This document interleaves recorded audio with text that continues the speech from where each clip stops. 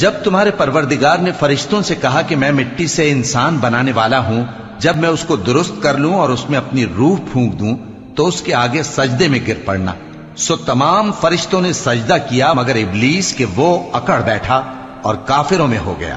اللہ نے فرمایا کہ اے ابلیس، جس شخص کو میں نے اپنے ہاتھوں سے بنایا اس کے آگے سجدہ کرنے سے تجھے کس چیز نے منع کیا؟ کیا تو غرور میں آ گیا یا اونچے درجے والوں میں تھا؟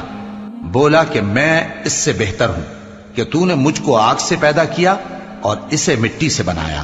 فرمایا بس یہاں سے نکل جا، تو مردود ہے اور تجھ پر قیامت کے دن تک میری لعنت پڑتی رہے گی۔ کہنے لگا کہ میرے پروردگار، اچھا تو مجھے اس روز تک کہ لوگ اٹھائے جائیں مہلت دے۔ فرمایا کہ تجھ کو مہلت دی جاتی ہے اس روز تک جس کا وقت مقرر ہے۔ کہنے لگا کہ مجھے تیری عزت کی قسم، میں ان سب کو بہکاتا رہوں گا سوائے ان کے جو تیرے چنے ہوئے بندے ہیں۔ فرمایا ٹھیک ہے، اور میں ٹھیک ہی کہتا ہوں کہ میں تجھ سے اور جو ان میں سے تیری پیروی کریں گے سب سے جہنم کو بھر دوں گا۔ اے پیغمبر، کہہ دو کہ میں تم سے اس کا صلہ نہیں مانگتا اور نہ میں بناوٹ کرنے والوں میں ہوں۔ یہ قرآن تو اہل عالم کے لیے نصیحت ہے اور تم کو اس کا حال کچھ وقت کے بعد معلوم ہو جائے گا۔